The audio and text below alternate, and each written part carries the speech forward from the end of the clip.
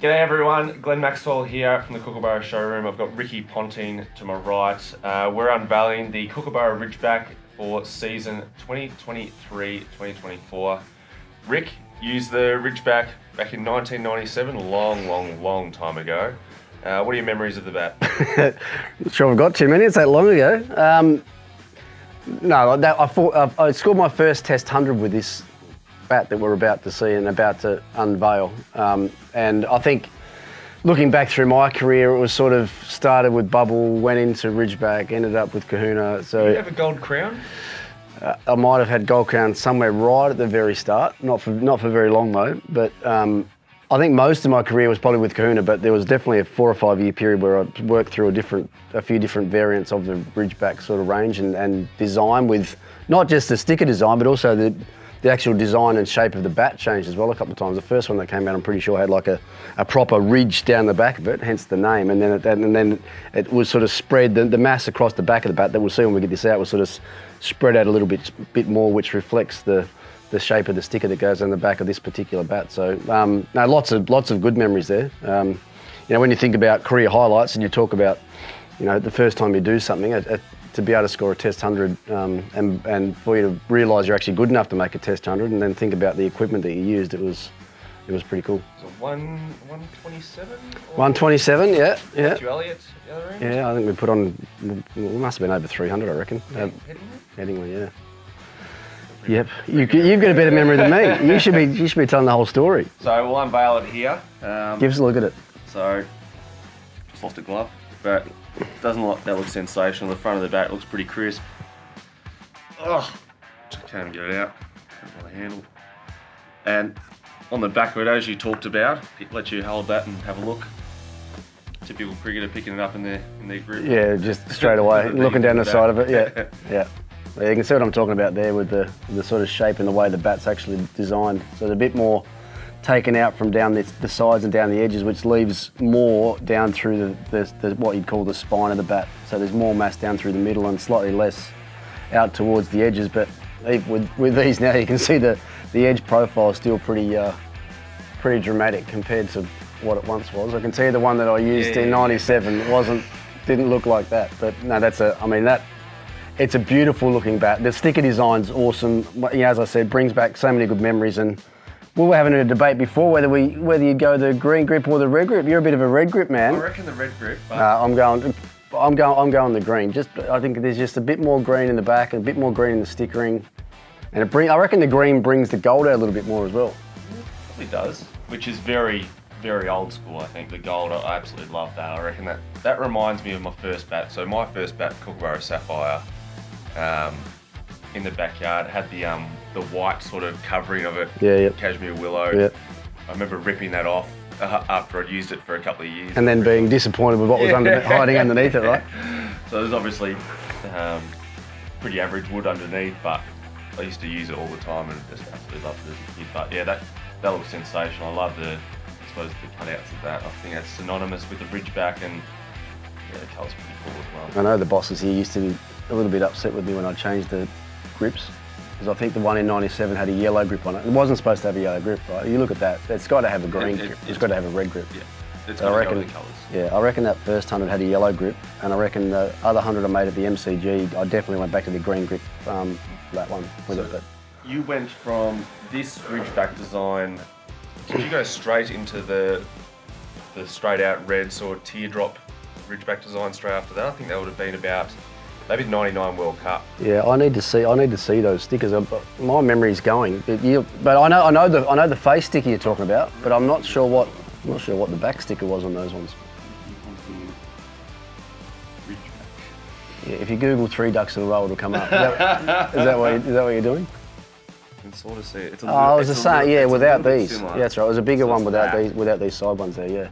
Surely you remember that. I do remember those ones as well, actually. Yeah. Actually, I reckon I think I would probably use that particular sticker longer than those ones. Perfect. That's it. That's what it looks like. Yeah, so it's that with that, just without. No, I reckon it was different, that one, a little bit. Anyway. We're nitpicking. which is like standard bat nuffy chat, which is what we absolutely love. So you probably spent, it was about 3 years in the Ridgeback, obviously. Probably more. I reckon more. Well, there was 3 different models, wasn't there? If that's different than that one, then there was the other one that I said had the actual ridge down the back.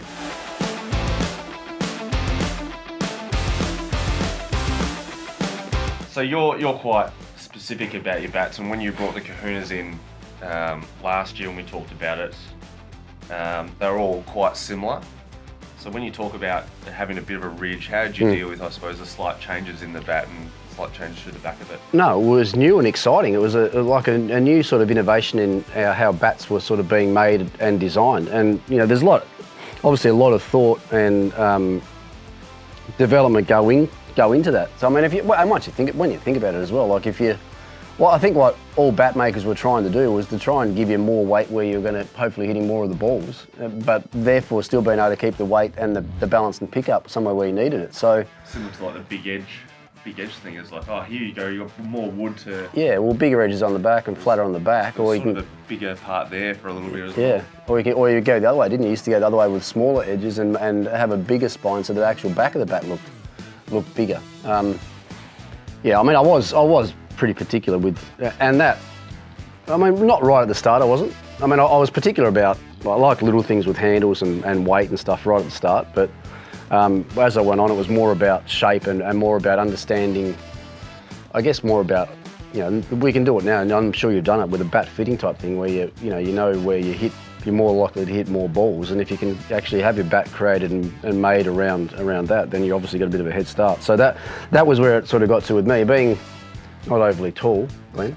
I didn't want to go there. So I ended up hitting a few more balls a bit higher on the bat than a taller guy would. So I always like to have a bit more mass, a bit higher in the blade, and not so much down the bottom, because I wasn't. I mean, and I know even if you hit him at the bottom, you're not getting too much value for it anyway, are you? So. Do you reckon that helped your ball shot being shorter?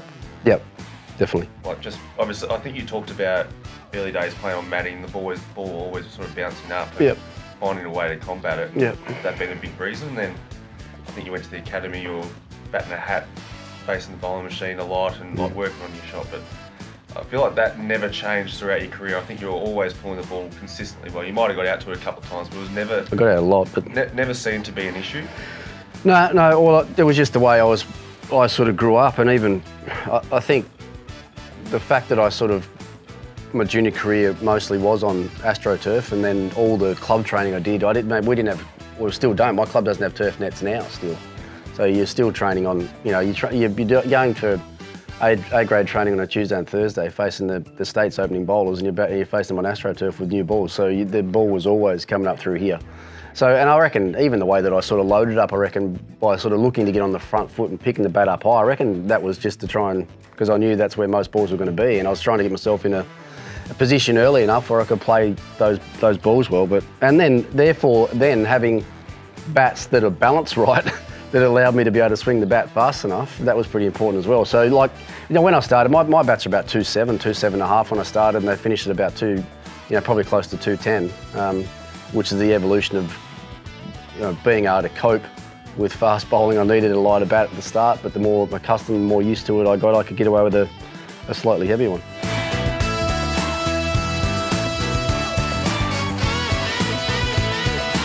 Well, we're still here, Maxie. We're in the Kookaburra showroom. Now it's my turn. My turn to throw a few questions back at you.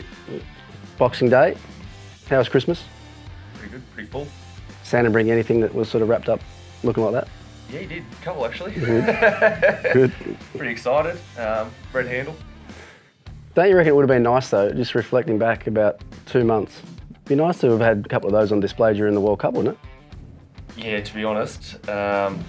Seeing the Ridgeback and how special it is, I remember going through the Kahuna last year and being so excited to use it and how much joy that brought me, and then not playing one game of the BPL and sort of miss out on that opportunity to sort of showcase it. But this year, very excited to use the Ridgeback, something that I know you were pretty proud of, and looking back on the memories of you playing 97 Headingley, first Test 100, I remember watching that so vividly as I was 8 years old, staying up too late and watching that.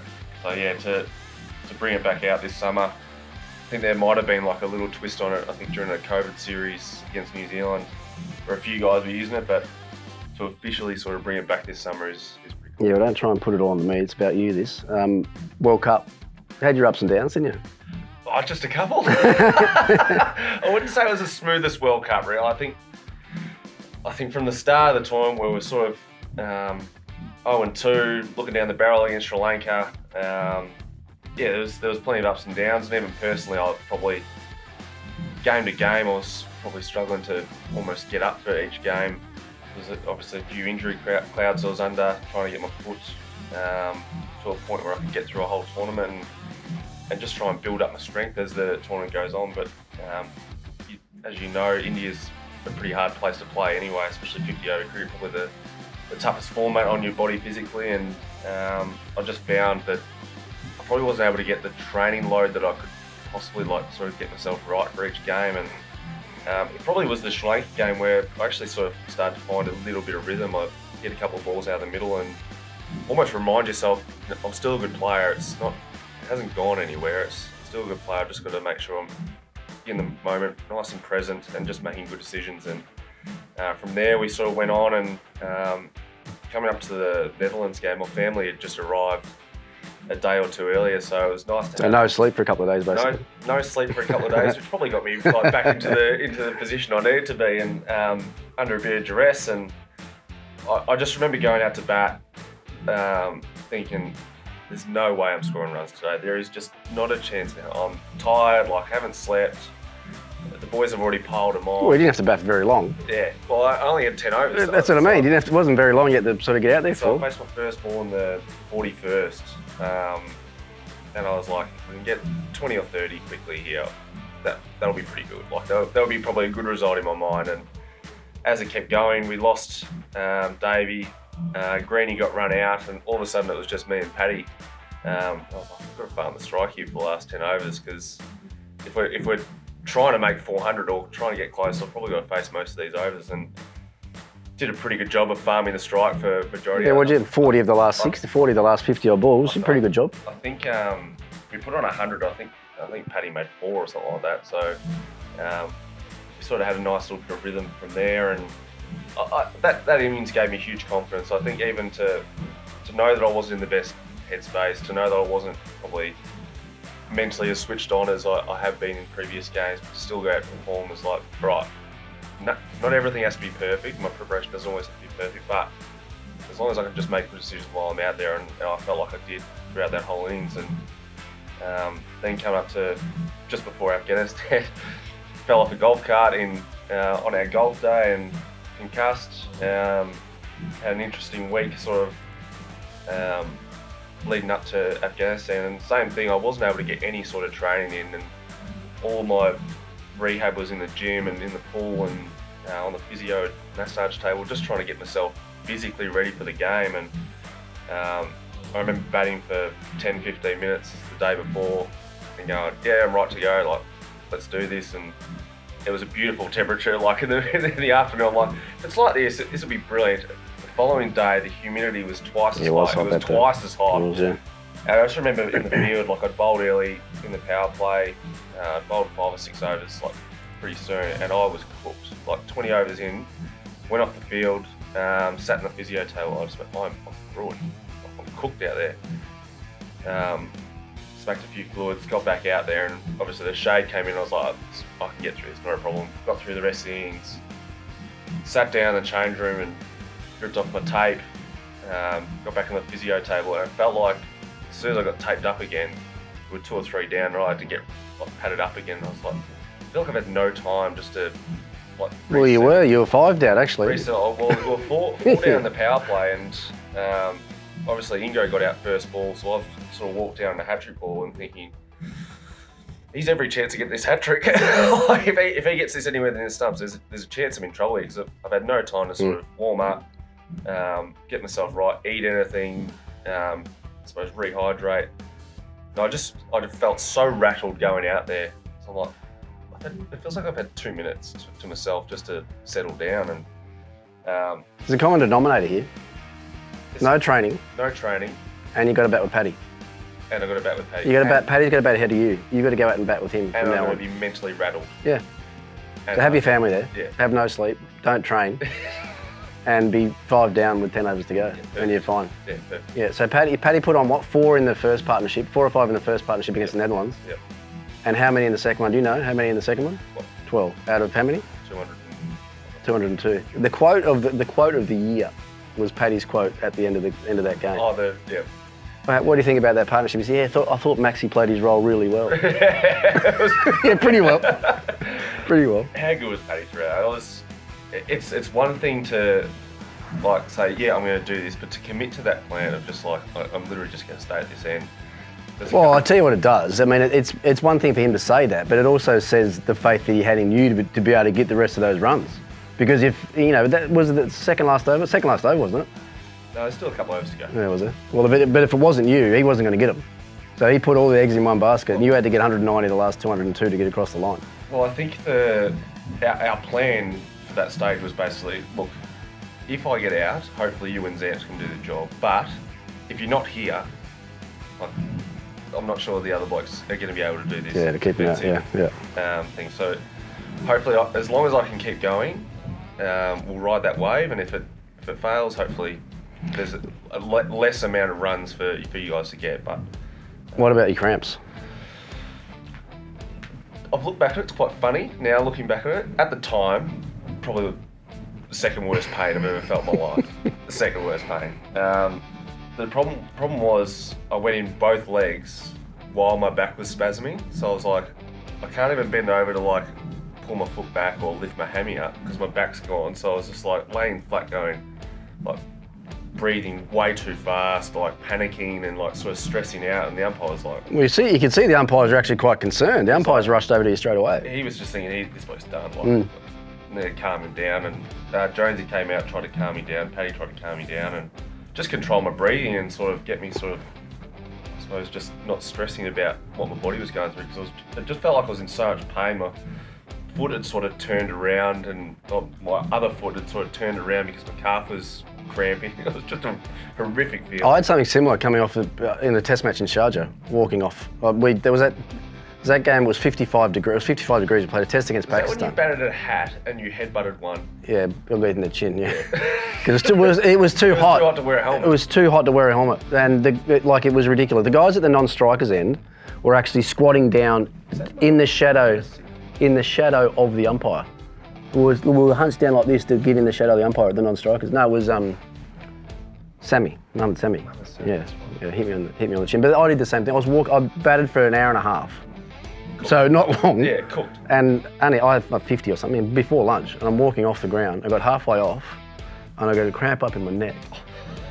And then I took another step. I got a cramp on this side, and it just went right down my body. Went down into my back, and then it went into my legs, and then I like literally couldn't. Useless. I just got carried into an ice bath. Just placed into an ice bath. Like literally like a statue. So people could just they did. Place you in there. Bick and the boys just grabbed me like that and chucked me straight in an ice bath. But it's a horrible feeling.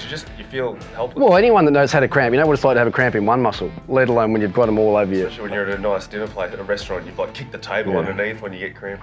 You would have done that a few times, maybe a pub. No, I wasn't a big cramper, to be honest. I didn't have many, other than that day there, which was, a little bit, I might have had a few too many beers the night before maybe, but remarkable World Cup, Maxi, has to be said. What you were able to do in a couple of those innings were remarkable. And then after the World Cup with the 100 you made in the T20s over there, once again, that was probably as good as the 200 that you made in the World Cup, to be honest. Game-wise, situation-wise, and to get the boys across the line in the last over. How many off the last over? Nearly 20. 21. 21 was it, yeah. So that's pretty remarkable stuff. So 4 single and then 16 off the last. Yeah, that's pretty good. He's not bad, this bloke.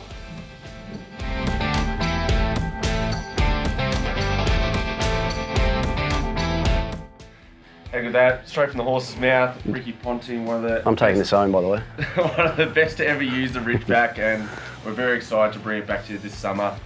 A couple of limited edition bottles here. And well, don't worry about me. What about you? Are you bringing it out for the summer? Yeah, I'm going to be using it. Good. I hope I'm commentating those games because I'll be able to give it an extra plug. You'll be loving it. You'll be absolutely loving it. I'll be down there on ground post-game to take them off your hands. Picking it up, grabbing it in your little grip, like putting the V's down the back of the bat. Yeah. I think the other cool thing now that we probably didn't do back then was match up the graphics of the gloves and the pads and everything with the... Did you not?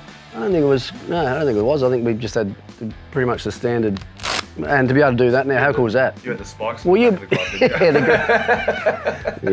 yeah, not quite.